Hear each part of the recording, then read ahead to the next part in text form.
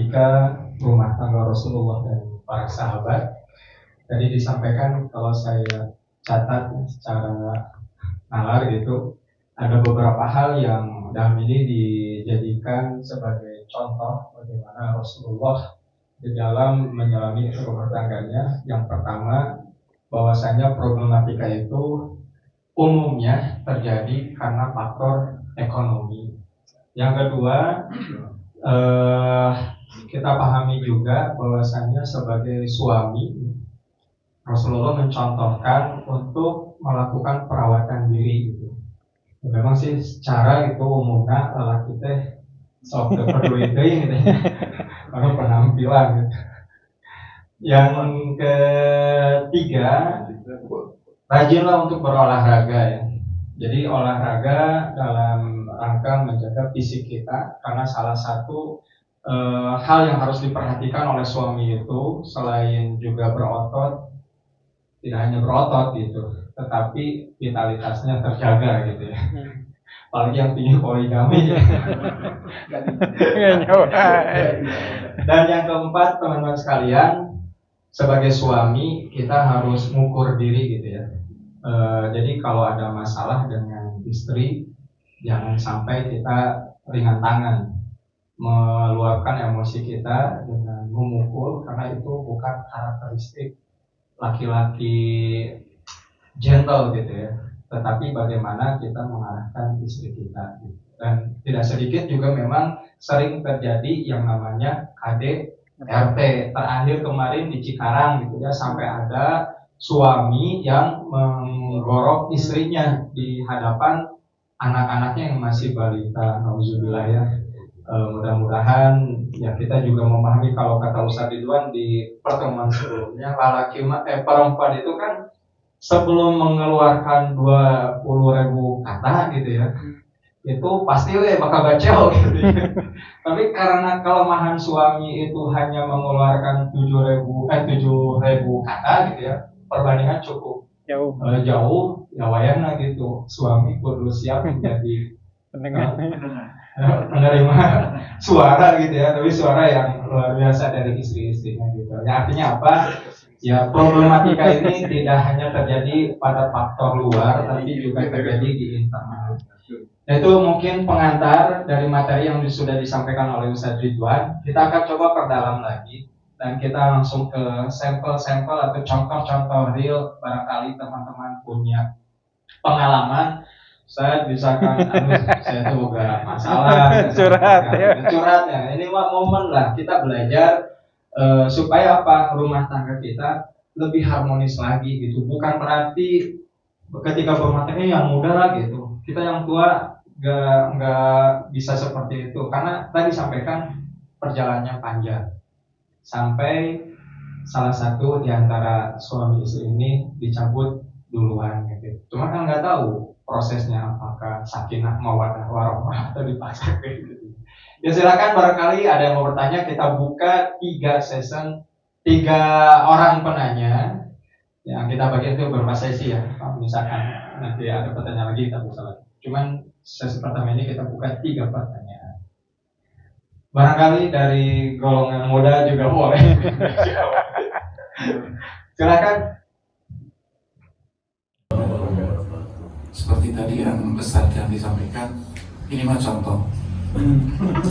Contoh seperti ini Ustaz. Nanti mohon dijelaskan seperti apa syariat dalam Islamnya, seperti apa. Contoh kasus seperti ini. Sekarang banyak terjadi KDRT terhadap perempuan. Contoh kasus yang terbaru yang berita lagi yang seperti tadi Ustaz tadi sampaikan. Kondisinya seperti itu. Misalkan si istri KDRT, kemudian si istrinya pergi tanpa pamit ke suaminya karena untuk menghindari hal-hal seperti itu. Nah, kemudian tadi Ustaz juga sampaikan bahwa harusnya misalkan talak saja si suami dan istri masih dalam satu rumah, betul Ustaz, seperti itu ya. Kemudian hak-hak sebagai istri harus dipenuhi oleh si suaminya tersebut, misalkan nafkahnya dan segala macamnya. Nah, kasusnya seperti yang tadi saya sampaikan, si istrinya pergi, kaburlah kasar Ustaz, karena takut. Nah, secara syariat seperti apa? Jadi Ustaz. Iya, jadi secara syariatnya sebenarnya Allah Ta'ala itu menjelaskan di surat At-Talaq ayat 1 itu kalimatnya gini. Tadi kita ayatnya nggak dibaca sampai selesai. Jadi Allah menegaskan gini. A'udzubillahi minasyaitonir rajim. La tukhrijuhunna min buyutihinna wa la yakhrujna illa ayyatina bi fahishatin mubayyinah. Jadi Allah menegaskan seorang suami yang sudah mentalak istrinya itu nggak boleh mengusir istrinya dari rumahnya. Demikian juga istrinya tidak boleh berinisiatif keluar dari rumah kecuali ini belum selesai nih kata Allah, illa ayyatina bi fahishatin mubayyinah, kecuali kalau si istri itu tetap ada di dalam memunculkan fahisyah, kerusakan yang jauh lebih besar. Maka tadi dalam kasus KDRT itu, ketika istrinya merasa nyawanya terancam, gitu ya, itu masih dalam kategori yang diperbolehkan oleh Allah. Kalau diamnya dia di rumah bahwa bahasanya akan membahayakan nyawanya, maka kata Allah silahkan keluar. Tapi tentunya keluar di sini bukan dalam rangka ingin sekedar menyelamatkan jiwanya saja, tapi mencarikan solusi terbaik. Bukan berarti kabur kemana nggak ketahuan gitu ya. Tetap kembali ke rumah orang tuanya. Maka nanti kalau nanti kita merunut ya secara bagaimana Islam itu membuat semacam tahapan-tahapan agar KDRT itu tidak dilakukan secara syariat, maka si wanita tadi pulang ke rumah orang tuanya dan meminta untuk memediasi. Sebenarnya seperti itu. Ya. Meskipun begitu, ikhwatna yang Allah, di Al-Qur'an itu kan disebutkan ya, di surat An-Nisa 34 itu, kalau seorang istri melakukan tindakan seperti perselingkuhan, enggak taat ke suami, atau enggak menunaikan kewajiban sebagai istri yang baik umpamanya, kan Allah Ta'ala membuat semacam tahapan. Yang pertama, fa'iduhun, wahai suami, nasihati istri Anda. Nasihati itu, jadi pendekatannya masih pendekatan yang yang soft, masih halus. Kalau nggak ada perubahan, wahjuruhunna fil madhaji, pisah ranjang. Pisah ranjang juga ada batas waktunya. Kalau dibaca di ayat yang lain, batas waktunya itu sampai 4 bulan. Jadi nggak boleh pisah ranjang sampai 1 tahun, 2 tahun gitu ya. Itu bukan pisah ranjang. Makanya kalau sudah lewat 4 bulan, Allah menegaskan, fa'in fa'u fa'inallahu ghafurur rahim wa in azamu talaqa fa'inallahu samiun alim. Kata Allah, kalau sudah 4 bulan, opsinya cuma 2. Apakah Anda mau ngerujuk kembali istri Anda atau ceraikan aja sekalian. Jadi jangan digantung, gitu ya. Jangan bahasanya diberikan harapan yang nggak pasti. Itu nggak boleh. Nah kalau sesudah dinasehati udah, pisah ranjang 4 bulan udah, baru yang terakhir kata Allah wadribuhun, boleh dipukul. Tapi ingat ya, pukulnya bukan berarti pukul babak belur gitu ya. Enggak. Enggak. Memukul pada area yang tidak membahayakan. Tujuannya untuk memberikan adab aja. Pendidikan, nasihat.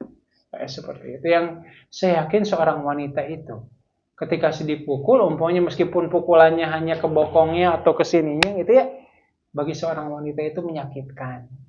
Bahkan mungkin jauh lebih sakit hatinya dibandingkan sakit fisiknya. Kalau wanita yang baik kan seperti itu. Jadi itu aturan mainnya, bukan berarti kemudian seorang istri itu menyerahkan nyawanya untuk dicabut sama suaminya. Silahkan pukul saya atau gorok saya sampai mati. Enggak. Tetap hak keselamatan jiwa pun itu dijamin oleh Allah.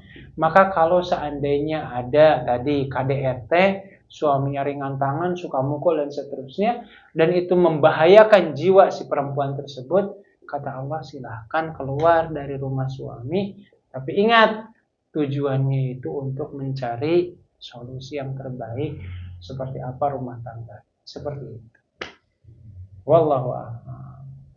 Oke, bismillahirrahmanirrahim. Jangan dipendem. Ini pertanyaan ya, bukan curhat, pertanyaan.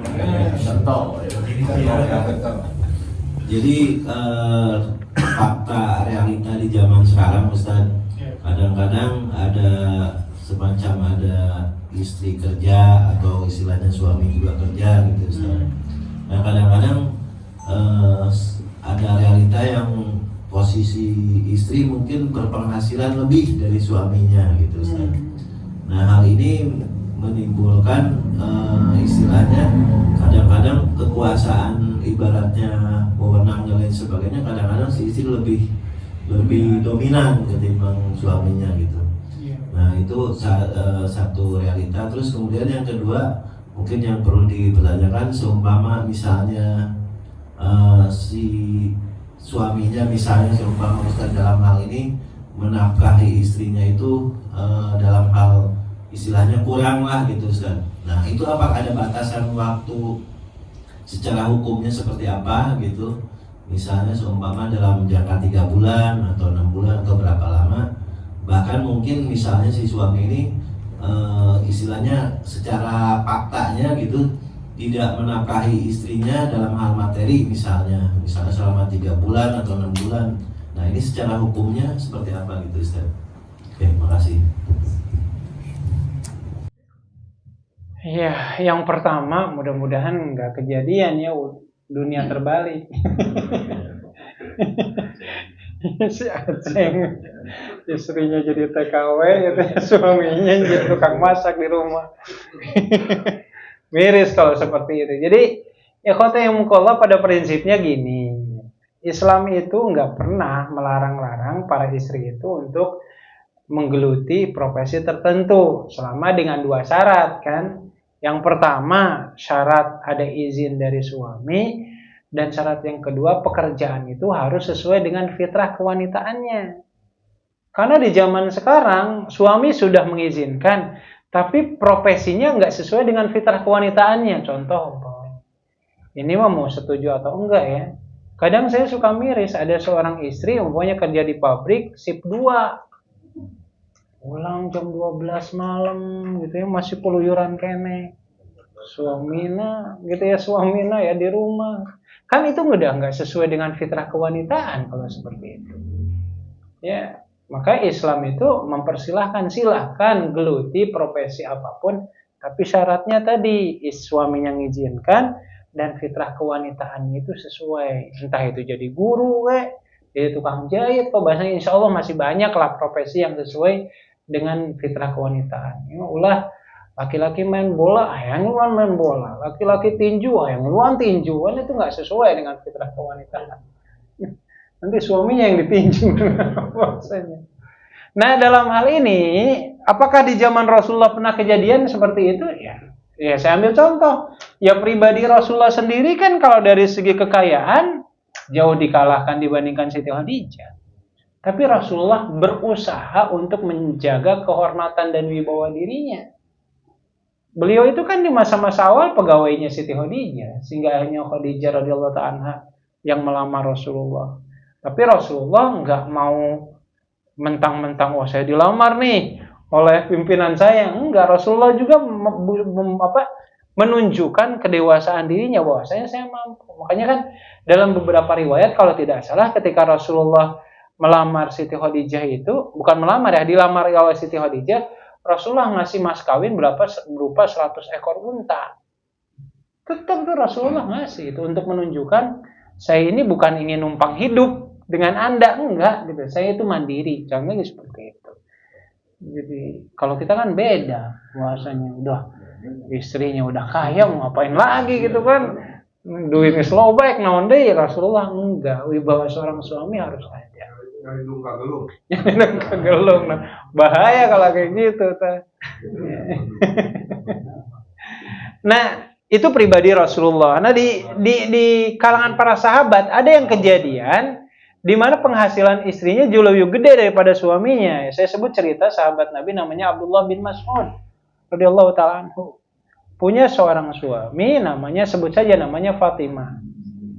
Jadi dari segi dari segi penghasilan jual belinya jauh lebih hebat istrinya gitu, penghasilan omsetnya. Sampai suatu kali istrinya ngomong gini ke suaminya, ya wahai suamiku, saya niat ingin bersedekah dari harta saya. Ya. Abdullah bin Mas'ud kemudian mengatakan gini, demi Allah di dunia ini, kalau ada orang yang paling layak dibantu oleh engkau, bukan orang lain, tapi suamimu sendiri. Jadi kalau kamu mau sedekah, sedekah aja ke saya. Itu kata Abdullah bin Mas'ud. Akhirnya suaminya bilang, mungkin mau cuma ngakal-ngakalin doang. Akhirnya Fatimah datang ke Rasulullah, nanya, ya Rasul, emang benar nih kalau seorang istri mau bersedekah, yang paling berhak itu suaminya dulu sebelum yang lain? Kata Rasulullah, laqad shadaqa Abdullah. Benar apa yang dikatakan oleh Abdullah itu. Jadi sebelum kamu mau ngasih-ngasih ke yang lain, ya suami kamu dulu dibantu. Bahasanya seperti itu. Jadi jadi secara umum gini, dari kejadian ini para ulama memahami gini. Pertama, memang kalau istri bekerja dan menghasilkan uang, ya uangnya itu milik istri, nggak boleh diklaim sebagai milik suami. Tetapi dalam penggunaan uang tersebut tetap izin ke suami itu harus ada. Kenapa harus izin? Karena kalau istri nggak dapat izin dari suami, ya dia nggak punya uang. Kaidahnya seperti itu.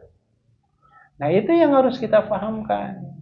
Tapi jangan sampai istri kita udah mau di rumah dikerjakan gitu ya, juga belum habis di rumah dipekerjakan juga gitu, nyari duit gitu. Kecuali kalau inisiatif dari istri itu nggak jadi masalah. Cuman kalau istrinya pengennya di rumah, ingin jadi ibu rumah tangga, ini suaminya neken-neken gitu ya, ini bapak penghasilannya kurang, nyari duit atuh, nggak boleh gitu. Karena kewajiban nyari nafkah itu tetap di tangan suami. Kalau istri berpenghasilan, alhamdulillah. Tetapi tadi catatannya, ketika seorang istri hendak mempergunakan uangnya, tetap ngomong dulu ke suami. Ngomong ya, bukan minta izin. Ngomong, bicara dulu, ya ini saya punya uang, saya mau ngirim uang ke bapak atau ibu saya, gitu. Seperti itu. Mengkonfirmasi. Karena tadi seorang istri bisa beraktivitas di luar rumah karena izin dari suami. Dan di sisi yang lain, kalau dia keluar dari rumah, berarti kan ada kewajiban di dalam rumah yang dia tinggalkan kan. Harusnya dia umpamanya masak, harusnya apa. Tapi karena dia kerja di luar, ada kewajiban yang kemudian terkurangi karena nyari uang. Makanya dari penghasilan istri itu nggak otomatis istri main hura-hura saja atas penghasilannya. Itu kaidah yang perlu dipahami oleh para istri dalam hal ini. Jadi kalau ada istri yang hari ini penghasilannya jauh lebih besar daripada suami, ya dulu juga sebenarnya pernah kejadian seperti pribadi Siti Khadijah dengan Rasulullah atau Abdullah bin Mas'ud dengan istrinya, itu kejadian seperti itu. Cuman tadi sebagai seorang suami tetap Pak, nggak boleh seorang suami itu diinjek-injek sama istrinya hanya karena istrinya jauh lebih gede penghasilannya. Nggak boleh seperti itu Pak. Kalau kejadian seperti itu udah nggak usah istrinya keluar rumah, diam aja di rumah, nggak usah nyari duit gitu ya. Biar semuanya diserahkan ke suaminya gitu. Nah oleh karenanya kalau berbicara tentang tadi poin yang kedua itu apa? Menafkahi, tapi merasa kurang. Iya, jadi gini, makanya secara ketentuan syariat Allah Ta'ala itu kan nggak pernah menyebutkan berapa nominalnya. Tapi yang Allah sebutkan di surat Al-Baqarah itu Allah mengucapkan kalimat gini, wa kiswatuhunna bil ma'ruf. Berikan kiswah pakaian atau nafkah bil ma'ruf yang dianggap baik. Baik menurut siapa? Dikembalikan ke penilaian masyarakat pada umumnya. Jadi contoh umpamanya, kalau di Kerawang kira-kira nafkah yang cukup dalam sebulan itu berapa? Itu distandarkan UMR-nya. Bahasanya seperti itu, kadarnya. Ya, apa berapa ya Pak? KHL-nya berapa? Kira-kira dalam sebulan. Nah, itu dikembalikan tadi kepada standar kebutuhan dalam sebulan itu berapa. Kalaupun seandainya menurut kita itu belum dirasakan terpenuhi, kan kaidahnya gini, kalau ini kita mengikuti pandangan Imam Syafi'i, itu kan kata Imam Syafi'i, kalau suami udah ngasih beras segenggam aja ke istri udah selesai. Jadi yang penting istrinya masih bisa hidup, gitu ya, rumahnya nggak bocor, nggak kehujanan, udah selesai sebenarnya. Cuman masalahnya kita atau bahkan mungkin istri kita terlalu menuntut sesuatu yang sebenarnya itu nggak wajib gitu. Cuman kita anggap itu sesuatu yang seolah-olah wajib. Padahal ketika bahasanya ya, kan dalam Islam sendiri nggak ada kewajiban harus punya rumah pribadi. Bahkan ketika ngontrak saja, yang penting nggak kehujanan, penting nggak kepanasan, makan masih cukup lah ya, sehari 2 atau 3 kali. Lauhannya apa terserah, yang penting itu tercukupi. Ya sebenarnya udah selesai sebenarnya. Tinggal tadi mungkin ya bahasanya qanaahnya, rasa syukurnya. Makanya pantas kalau Rasulullah mengatakan kebanyakan penghuni neraka itu perempuan. Faktor penyebabnya apa ya? Purnal asyir, kufur nikmat ke suaminya. Udah suaminya udah banting tulang, jungkir balik, nyari uang dan seterusnya, tapi dirasanya masih tercukup, ya nggak akan cukup. Wallahu a'lam. Bismillahirrahmanirrahim. Assalamualaikum warahmatullahi wabarakatuh. Waalaikumsalam. Ustaz, saya mau tanya yang tadi penjelasan antum yang tentang li'an ya.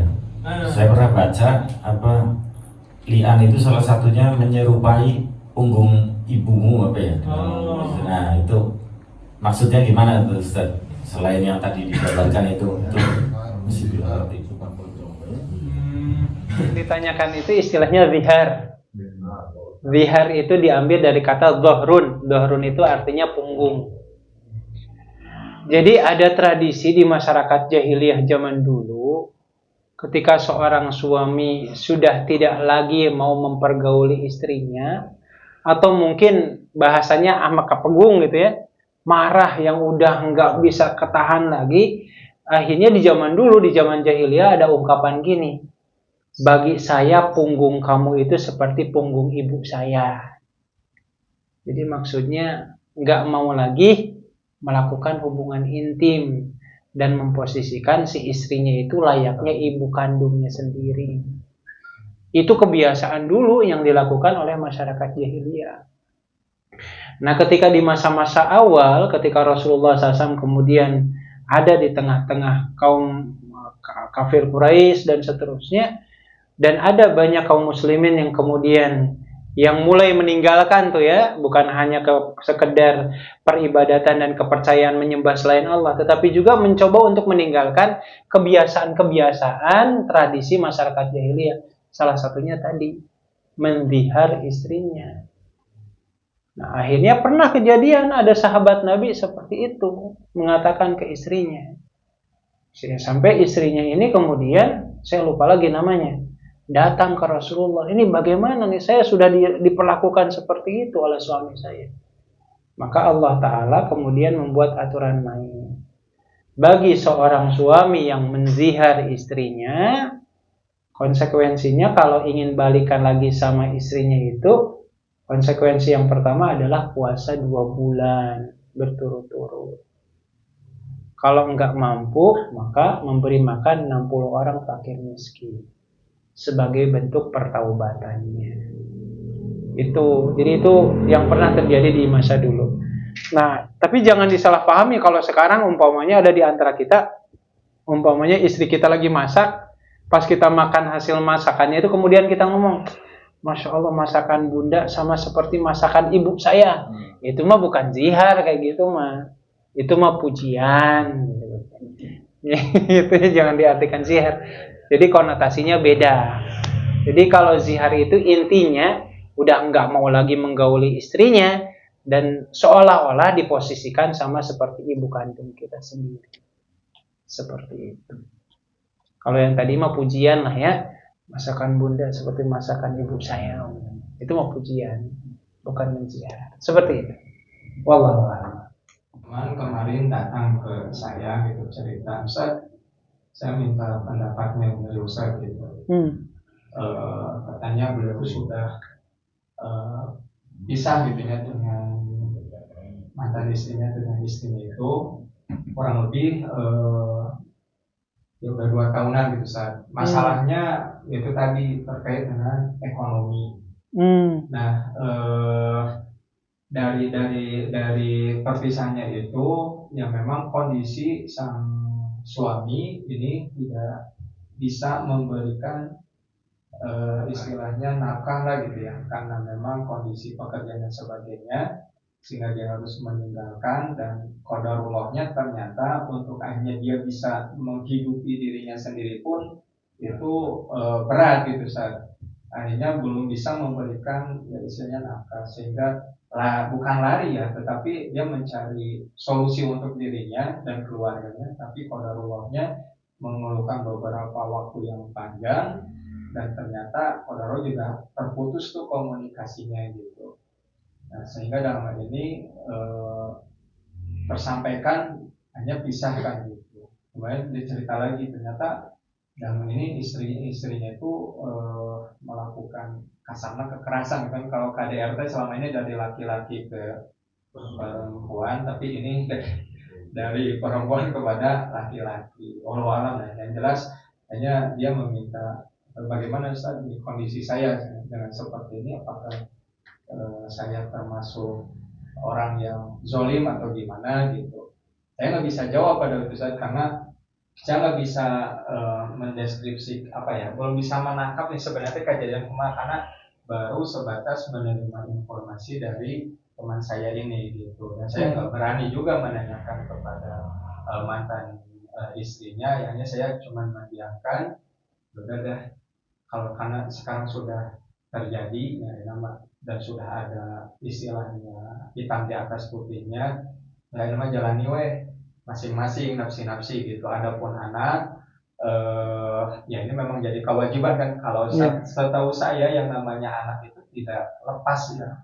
Ketika suami istri cerai, mungkin statusnya udah pisah lah, dengan ada kewajiban tadi kata Ustaz yang minimal tuh merek bekal gitu ya, dan tidak wajib untuk menafkahi. Tapi ketika berbicara anak, maka suami ini tetap menjadi ayah bagi anak-anak yang ditinggalkan, apalagi pengasuhannya itu dilakukan oleh ibunya gitu. Nah, saya itu jawab pada waktu itu dengan mengarahkan seperti itu, karena saya sendiri nggak bisa memutuskan ini bapak salah gitu.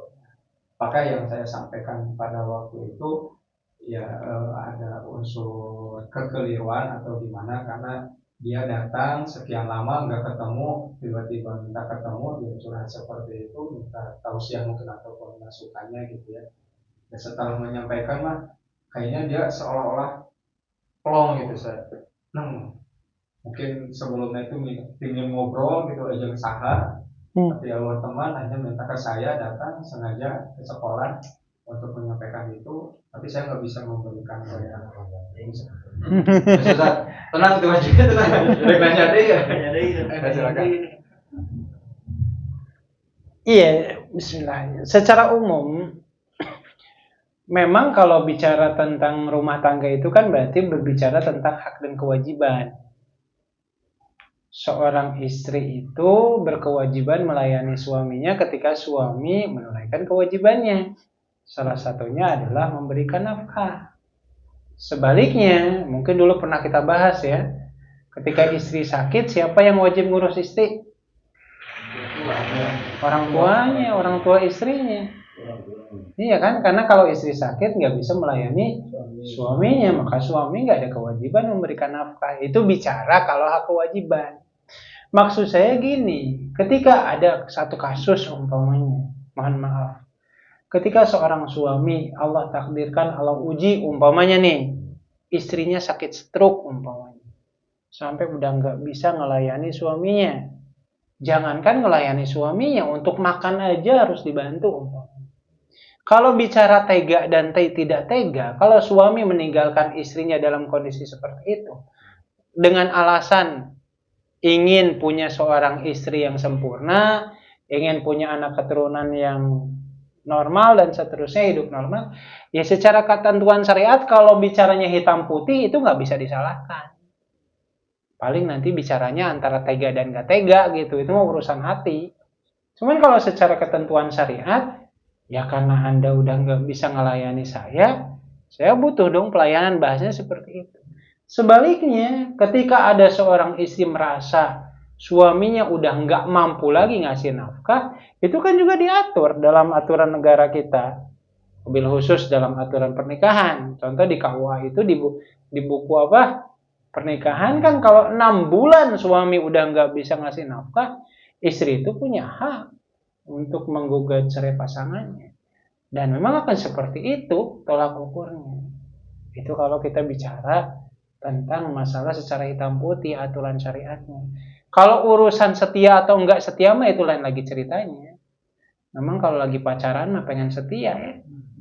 Enggak apa-apa gitu ya, makan sepiring berdua juga pret. Kalau udah nikah mah enggak ada cerita gitu. Pas masa pacaran mah umpamanya enggak apa-apa, naik sepeda berdua juga boncengan. Enak gitu ya. Kalau udah berumah tangga mau udah punya anak lain lagi ceritanya. Anaknya pengen punya motor, udah punya motor pengen punya mobil, bahasanya seterusnya. Maka seperti itu kaidahnya. Ya kalau berbicara tadi ya antara tega dan tega, ya secara aturan syariat ya memang itu diperkenankan kalau suaminya udah nggak bisa ngasih nafkah. Apalagi tadi ya boro-boro ngasih nafkah, makan sehari-hari aja sendirinya sulit. Ketika istri kemudian mencari solusi dengan cara yang lebih tegas, ya harusnya itu jadi trigger ya, jadi challenge ya buat para suami. Ayo atuh Anda yang berani lagi gitu, yang lebih semangat lagi nyari nafkahnya bahasanya. Jadi silakan itu dibenarkan. Tapi di satu sisi gini, ketika ada seorang suami sudah berikhtiar benar-benar, cuman mungkin belum bisa membahagiakan istrinya, maka di sini istri dituntut kesabarannya. Jadi kalau suaminya sudah ikhtiar mungkin tapi belum menghasilkan, ya itu mah nggak bisa ditoleransi. Tapi kalau suaminya nggak bisa menghasilkan nafkah, ya mau gimana lagi? Hidup terus berjalan. Bahasanya seperti dapur hasil ngebul. Dan itu kan bagian dari konsekuensi. Makanya kadang kita harus berani berandai-andai loh Pak. Maksudnya gini, kalau Allah takdirkan kita yang meninggal duluan hari ini, istri kita kan harus melanjutkan kehidupannya. Katakanlah kalau istri kita terbiasa sehari-hari sebagai ibu rumah tangga. Sementara dia punya anak, ya warisan dari kita, dan anak-anak kita itu butuh biaya. Ya kita harus ridho kalau istri kita membuka pintu untuk laki-laki yang lain. Kalau kita suatu saat meninggal dulu. Ya, dan memang harus seperti itu. Ya harus siap. Kalau laki-laki mah ya ditinggal wafat oleh istri nggak perlu ditanya lagi. Bahasanya ya maut, bahasanya meninggal pagi malam nikah lagi, istri mah suami mah kan lempeng-lempeng wae, bahasanya seperti itu. Tapi kalau yang nikahnya istri kita sesudah wafatnya kita, ya kitanya harus berlapang dada. Tiba-tiba kayak di surga, kita masuk surga, istri kita masuk surga, suami yang keduanya juga masuk surga. Coba istri kita kalau disuruh milih, mau yang mana nih? Mau kita atau atau suami yang kedua? Ya ternyata yang dipilih suami kedua. Nah suami kedua, suami pertama mau umpamanya nggak terlalu cinta umpamanya sama saya. Ngabela ya. Jadi bahasanya seperti itu. Jadi intinya prinsipnya ya bukan masalah bicara tega atau tidak tega lagi. Tapi rumah tangga itu memang harus rasional. Dan itu diakui secara aturan syariat. Anda para suami nyari nafkah. Ya, penuhi kewajiban nafkah Anda sebagai suami untuk anak istri Anda. Ketika ternyata 6 bulan, Allah sudah ngasih waktu tuh. 6 bulan Anda enggak mau atau malas nyari nafkah, ya mohon maaf, istri Anda diperkenankan menggugat. Seperti itu. Apalagi ini ceritanya suaminya mengalami KDRT dari istrinya ya. Waduh, itu ya. Berat itu. Suaminya babak belur sama istrinya.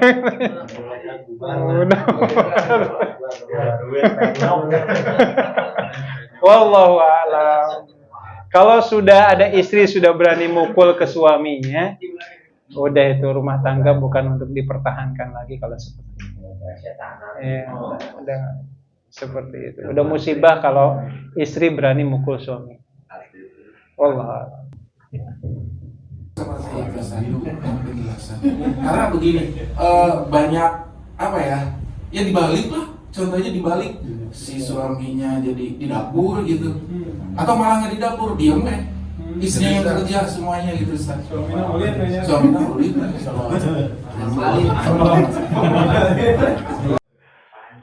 Jadi gini, ini kalau kita bicara tentang hak dan kewajiban ya, jadi secara syariat, kalau nanti kita baca di An-Nisa ayat 4 disebutkan, A'udzubillahi minasyaitonir rajim, wa atun nisa saduqatihinna nihla fa in tibna lakum an syai'in minhu nafsan fakuruha ni'am mari'a. Kata Allah, wahai para suami, kalau Anda hendak menikahi istri Anda, kasih nafkah, kasih maharnya, mas kawin. Dan ternyata kalau di perjalanan mas kawin itu hendak Anda makan, kalau istri Anda ridho, silakan makan.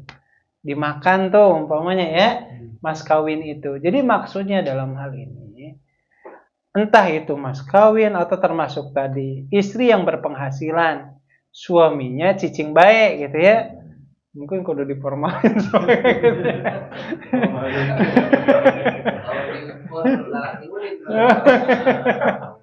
Iya, perempuan nimpul, laki-laki ulin. Kalau seandainya istrinya ridho ya dengan cara seperti ini, kalau istrinya ridho nih, jadi udah saya aja yang bekerja, abang di rumah ngurus anak-anak, masak gitu umpamanya.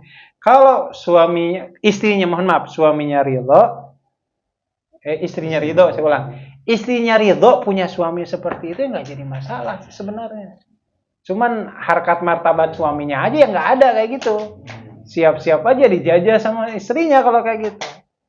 Jadi kalau suaminya tadi istrinya nggak apa-apa lah ya, saya aja lah yang nyari uang, abang di rumah. Kalau istrinya ridha seperti itu, sah, silakan.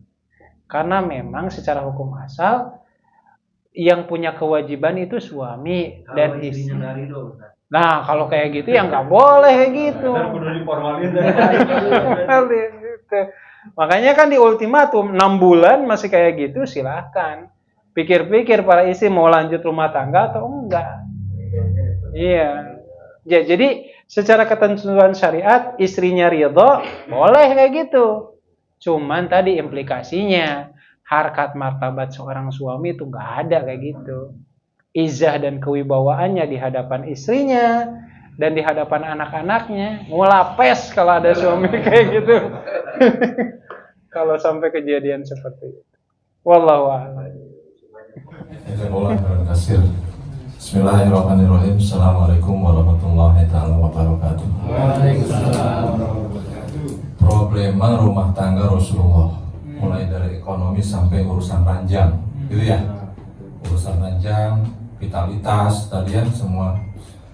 Nah, kembali lagi, kalau menurut saya tujuan nikahnya ikhwan akhwat ini harus paham. Kalau tidak paham, ini yang dibicarakan dunia lalu, permasalahan dunia semua. Itu. Jadi kembali lagi, rumah tangga itu ibadah yang panjang, sakinah, mawadah, warahmah dan tarbiyah. Contoh, saya misalnya nih, sekarang punya anak perempuan, ya, punya tujuan ingin punya menantunya bukan yang kaya, yang bisa menyelamatkan anak saya ke surga. Berarti carinya orang yang paham dengan agama. Kalau yang wanita, sehingga tidak terjadi hal-hal yang seperti tadi, ekonominya dibahas, laki-lakinya usaha. Kalau misalnya seorang perempuan, walaupun dia punya usaha yang besar, jadi pengusaha atau yang kerja, tapi suaminya soleh, sehingga membawa ke surga, ridho itu yang dibawanya. Tapi kalau urusan dunia tadi akhirnya mulapes, bahasanya seperti itu. Jadi berat gitu kalau urusan dunia tuh. Ya. Nah, contoh banyak petani-petani dan bos-bos kaya di Cikarang. Saya punya bos sendiri aja, ya banyak lah kekayaannya, mulai dari tanah, sawah. Saya ingin punya anak, nanti menantu tuh yang keluaran LC Al-Azhar atau Livian. Silahkan rumah tangga, saya kasih rumah, kasih apa, saya bebasin. Seperti itu tuh orang tua, bawa anak saya ini ke surga. Ya. Dan seorang laki-laki pun sama harusnya, punya tujuannya, wanita yang soleha, yang dididik, yang taat, yang bisa berbakti kepada dianya, juga kepada Allah dan mengurus anak-anaknya. Nah, ini mindsetnya kita dunia akhirnya yang dibicarakan nih, masalah melulu. Kembali lagi, ikhwan dan awal itu harus kepada pranikah dari awal. Misalnya nih sekarang, di sini kan yang bujangan-bujangan itu harus dijodohkan. Oh ini ada ahwat yang bagus, soleh, ini ada ikhwan yang bagus, soleh. Nah akhirnya tidak terjadi rumah tangga itu kekacauan. Itu dalam hal ekonomi ya, gitu. Jadi Islam ini sudah ada yang disebut apa, uswah dan qudwah. Rasulullah prinsipnya seperti itu. Jadi menjodohkan anaknya itu yang membawa keselamatan kepada anaknya untuk surga. Sama laki-laki pun begitu. Makanya di situ ada ta'aruf, ya. Ini kan pacaran, nyari sendiri, itu bukan pelajaran Islam. Ada ta'aruf, ditaruhkan, diperkenalkan, ada hitbah, ada munakahat thayyibah, gitu kan? Akhirnya memperkecil perceraian. Walaupun rumah tangga itu nggak ada gurunya, ini nggak ada gurunya. Walaupun Rasulullah menceritakan itu dari sirah, pasti ada problema semua yang hadir di sini. Gitu. Nah dari awal dulu tujuan kita rumah tangga pengen apa sih? Apakah pengen kaya sehingga bisa mengerem hal-hal yang terjadi, kekurangan dari istri, kekurangan dari suami. Itu dua-duanya harus paham. Assalamualaikum warahmatullahi wabarakatuh. Bercerita sedikit ya tentang pentingnya rumah tangga tadi di awal ya, sakinah, mawaddah, warahmah dan tarbiyah itu. Kita diingatkan dengan keluarga besar Imron, sampai disebut di Al-Quran ada surat Al-Imron. Jadi kan ini bermula dari dua sepasang insan. Yang pertama Imron, yang kedua istrinya namanya Hana. Jadi dua-duanya ini Allah pertemukan karena punya cita-cita yang sama. Jadi Hana dan Imron sebelum menikah dan dipertemukan oleh Allah itu, dua-duanya punya obsesi, kalau saya punya anak, saya akan wakafkan anak saya untuk Masjidil Aqsa. Masya Allah. Ternyata kedua-duanya dipertemukan dengan visi yang sama. Allah karuniakan anak namanya Maryam, dari Maryam itu lahir Isa alaihissalam. Cita-cita Imron itu pahalanya tetap ngalir sampai sekarang, karena anak cucunya, sebut saja Nabi Isa, belum diwafatkan oleh Allah. Maka itu tadi pentingnya ya, rumah tangga atas dasar 4 pondasi, salah satunya tarbiyah atau pendidikan. Ya teman-teman sekalian, alhamdulillah ya sudah kita mendapatkan setidaknya ilmu yang mungkin sebelumnya kita tidak ketahui. Nah, alhamdulillah sekarang setelah tadi ada pencerahan, terbuka lah mungkin. Dan mudah-mudahan tadi disampaikan oleh Ustaz Ridwan, tidak semua ilmu itu harus diamalkan dalam konteks apa yang tadi kita ketahui. Seandainya itu bisa kita amalkan, itu lebih baik dengan cara yang baik. Insya Allah kalau kata Pak Anies akan membuahkan sesuatu yang baik kan. Amin. Pesan apa aja Bapak-bapak sekalian, baik yang mana juga tidak terasa ya waktu ulalah yang membatasi kita karena sudah jam 10 cukup larut malam ya. Mudah-mudahan apa yang disampaikan oleh pemateri pada malam hari ini sekali lagi menambah pemahaman kita, khususnya di dalam memahami Islam itu sendiri. Temanya terkait dengan bagaimana membina rumah tangga antara pasangan suami dan istri. Insyaallah nanti kita lanjutkan dengan tema-tema yang lain. Nah, hari ini kita coba mengamalkan dulu apa yang tadi sudah disampaikan. Ya, itu mungkin yang dapat kita bahas pada malam hari ini. Insyaallah, mohon maaf kalau ada kata-kata yang kurang berkenan atau canda yang kurang berkenan, tidak semata-mata untuk mengurangi kehikmatan di acara ini, tapi benar-benar jadi motivasi bagi kita semua untuk terus mumpung masih diberikan kesempatan untuk silaturahim yang pertama, yang kedua untuk terus kita mengkaji, mendalami keilmuan kita mengenai agama yang insyaallah kita yakini. Kita tutup dengan hamdalah, alhamdulillahirabbil alamin, kemudian istighfar, astagfirullahaladzim, astagfirullahaladzim, astagfirullahaladzim. Kita sempurnakan dengan berkibar majlis. Subhanaka Allahumma bihamdika asyhadu an la ilaha illa anta astaghfiruka wa atubu ilaik. Assalamualaikum warahmatullahi wabarakatuh. Wallahu a'lam bishawab. Itu saja mungkin sebagai mukadimah awal dari materi kita di malam hari ini. Mudah-mudahan menjadi pengingat yang baik bagi kita agar menjadi seorang suami yang lebih baik, suami idaman bagi istri-istrinya. Wallahu a'lam bishawab.